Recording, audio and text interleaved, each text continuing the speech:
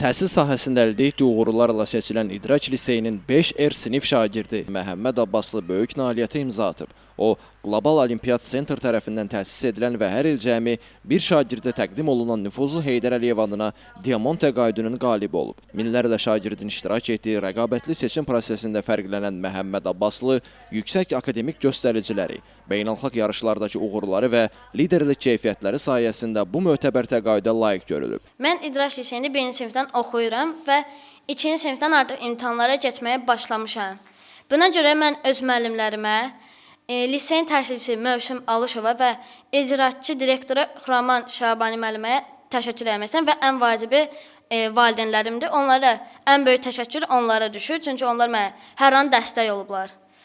Mənim ən böyük nailiyyətlərimdən biri Fermat olub. Azərbaycanda qızıl medal almışdım. Sonra isə Vyetnamda keçən Global Olympic Center tərəfindən keçirilən Fermat Olimpiyadasında iştirak etdim. Lakin orada qızılcıq xəstəliyinə tutuldum. Amma təslim olmadım və getdim qızıl medal aldım. Lütfüzadə Olimpiyadası. Orada 70 min insan arasında mən top 20-liyə düşdüm və qızıl medal almağı bacardım.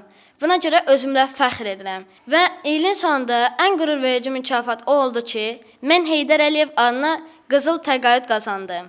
Minlərlə şagird içərisində hər il bu bir şagirdə verilir və o şagird mən oldum. Layihənin əsas məqsədi şagirdlərin uğurlarını qiymətləndirmək, onları elm, texnologiya, mühəndislik və riyaziyyat sahələrində daha böyük hədəflərə istiqamətləndirməkdir. Təqaüd proqramında iştirak edən 5-11-ci sinif şagirdləri müxtəlif beynəlxalq olimpiada və yarışlarda iştirak etməli, həmin müsabiqələrdən ümumilikdə ən az 70 bal toplamalıdırlar. Məhəmməd Abbaslı bu çətin tələbləri uğurla yerinə yetirərək ölkə üzrə ən yüksək nəticə göstərən şagirdlərdən biri olub. Bu uğur bir daha İdraç Liseyində tədrisin yüksək səviyyədə təşkil olunduğunu, burada istedadlı şagirdlərin inkişafı üçün hərtərəfli şərait yaradıldığını nümayiş etdirir. Ötən tədris ilində şagirdimizin ən yüksək buraxılış imtahanında maksimum 300 bal toplaması, elə həmən ili 100% nəticə ilə bütün şagirdlərimizin dünyanın və Azərbaycanın ən tanınmış universitetlərə qəbul olması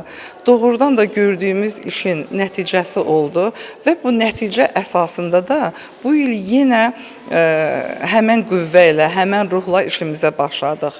Heydər Əliyev adına təqaüdə, qızıl təqaüdə layiq görülən məktəbimizin şagirdi Abbaslı Məhəmmədin uğuru demək olar ki, bizim hər birimizə böyük bir sevinç yaşatdı. Elvin Qudratov, Şəmistan Fikrətli, Elbrus İsmailov, Bugün informasiya proqramı üçün.